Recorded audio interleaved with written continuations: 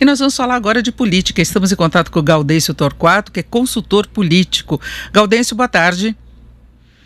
Boa tarde, Denise. Boa tarde aos ouvintes da TV e Rádio Jovem Pan.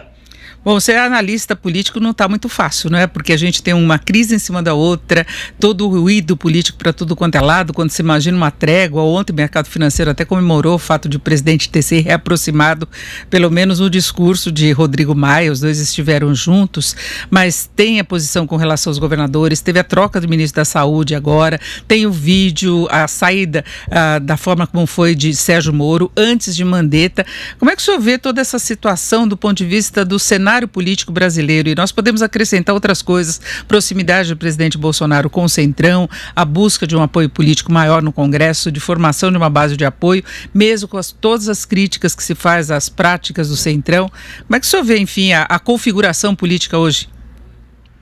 Pois é, Denise, essas suas questões mostram que o Brasil está numa imensa encruzilhada. Há dúvidas por todos os lados, né? Essa demissão, esse pedido de demissão hoje do ministro Nelson Tais mostra realmente que é difícil trabalhar com o capitão, muito difícil. Por mais que queira trabalhar pelo país, o nosso presidente, ele dá uma no cravo e outra na ferradura. Eu até imaginei que ele faz elogios na frente e dá uma punhalada por trás. Ele tem sido muito assim. Então é uma crise dentro da crise, as crises vão se multiplicando. Muito bem, vamos analisar. Do ponto de vista político, ele procura hoje um eixo, um apoio, uma base para se sustentar. Então ele procura o Centrão. Só que o Centrão não é também tão confiável. E o preço do Centrão aumenta a cada grau de volume de aumento da crise. Então, com essa saída do ministro Tais, com a saída do Mandetta, a dificuldade do presidente para governar é maior. E, consequentemente, o Centrão vai querer uma moeda mais forte para poder se engajar e apoiar o governo. Muito bem, então é um problema a se resolver. Os generais, por sua vez, eu fiquei admirado hoje, de que os generais gostariam que entrasse no lugar do Nelson Tais um outro general, o Pazuello, que é o secretário executivo. Mais um general era um risco muito grande. Imagina a imagem positiva das Forças Armadas sendo colocada a risco neste momento. Se não der certo, o general Pazuello, secretário executivo, assumindo o lugar do Tais. Muito bem. Na área econômica, nós vimos aí a projeção: 4,8% para 5% de queda do PIB este ano. Difícil de realmente recuperar alguma coisa este ano.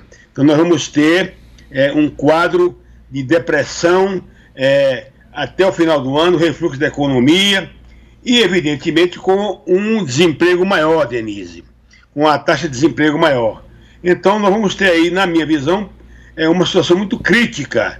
E temos um ano eleitoral pela frente, temos uma eleição marcada para 4 de outubro, que, na minha visão, Denise, essa eleição não tem condição de ser feita nesse segundo semestre, em outubro, a não ser que se adie para 15 de novembro ou até dezembro, né, quando a situação pode estar mais amainada, mais arrefecida, mais tranquila. Mas há quem diga, por exemplo, que essa pandemia ela não vai se resolver no curto prazo. Esse vírus microscópico chegou para ficar.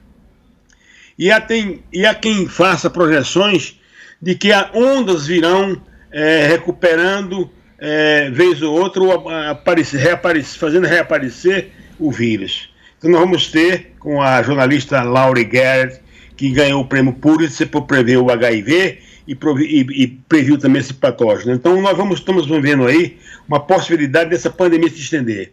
Do ponto de vista sanitário, a crise se agrava. A cada dia, Denise, um número maior de mortos, né?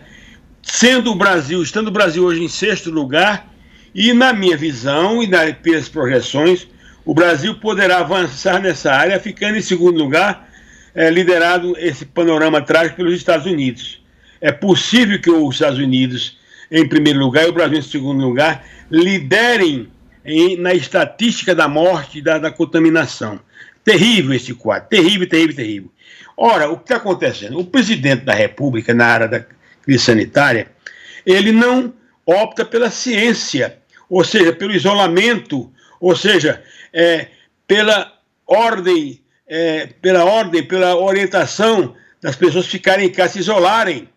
Ele quer que para evitar, evidentemente, um desastre completo na área da economia, que já está acontecendo, ele quer fazer voltar a áreas importantes, inclusive indústria, serviços, comércio, enfim, por ele todas as áreas estariam voltando. Então ele não está querendo saber se morre 1, 2 ou 10 ou 1.000 ou 2.000. O problema dele é o seguinte, é que eu quero viabilizar a economia porque tem uma eleição pela frente. E ele trabalha com a perspectiva da reeleição. Então, nós estamos vendo aí, Denise, uma influência política. O fator político de 2022 já influindo agora. Então, a morte passa a ser estatística. E é impressionante como a banalização da morte está deixando a sociedade cada vez mais impassível, mais perplexa, né? O índice de isolamento hoje é abaixo de 50%, tendo de 45% a 46% na média brasileira, e quando esse número ideal deveria estar em torno de 60% a 65%. Agora, Galdês, então, nós estamos vivendo uma crise política cada vez mais forte, uma crise sanitária que não tende a se eliminar, a se amainar no curto prazo, e uma crise econômica de volume impressionante, a ponto, por exemplo, do Paulo Guedes não saber mais o que fazer. Tem que vetar, por exemplo, aumentos disso e daquilo. Então nós estamos vendo um conflito muito grande. O governo não tem um projeto, Denise. Agora, Gaudêncio, eu queria te perguntar uma questão. Apesar de Precisamos saber por acho que ele não está me ouvindo. Caminhos a serem tirados. Agora, Galdêncio, eu queria saber que apesar de toda essa situação que você colocou, que de fato nós temos uma crise de saúde, nós temos uma crise econômica que tende a se aprofundar, nós temos essas sucessivas crises políticas, agora a popularidade do presidente Bolsonaro se mantém, inclusive até com algum radicalismo das manifestações de apoio a ele, e mesmo com a saída de 2 ministros tidos como muito populares, até com uma popularidade maior que a dele, que era o caso de Sérgio Moro, desde sempre. Sérgio Moro foi cogitado, inclusive, nas outras eleições como um bom candidato e que pode vir a ser candidato, e Mandetta, que alcançou uma popularidade muito grande também em meio à pandemia, né? Houve aqueles panelaços quando o presidente Bolsonaro falava que ia contra Mandetta, depois teve a questão de Sérgio Moro, mas ele vem mantendo o apoio, pelo menos aquele núcleo que garantiu a eleição dele de início. Pois é.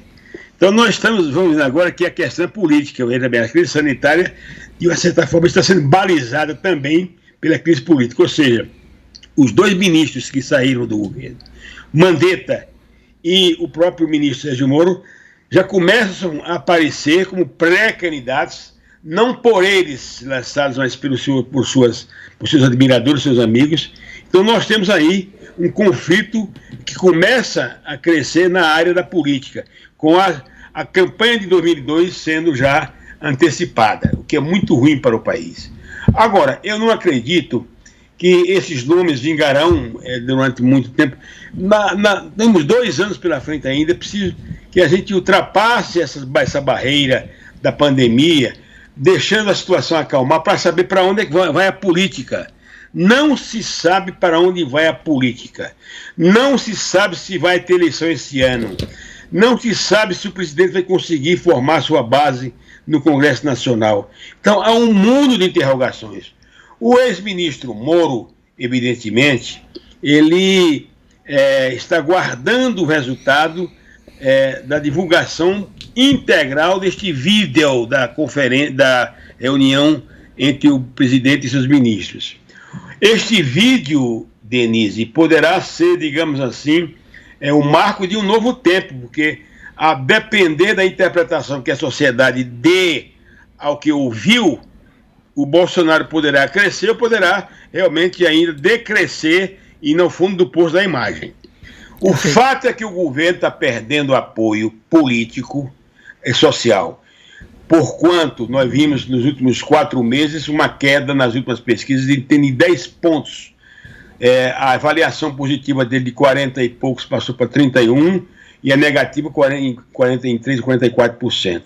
Então, nós estamos vivendo hoje uma situação em que os fatores se confundem. E é muito difícil. O presidente ele precisava ser mais flexível, falar menos. A filhocracia, os filhos dele deveriam se recolher e não interferir no governo do pai. E o pai, por sua vez, deveria não se preocupar muito com essas investigações do filho. Que aconteça.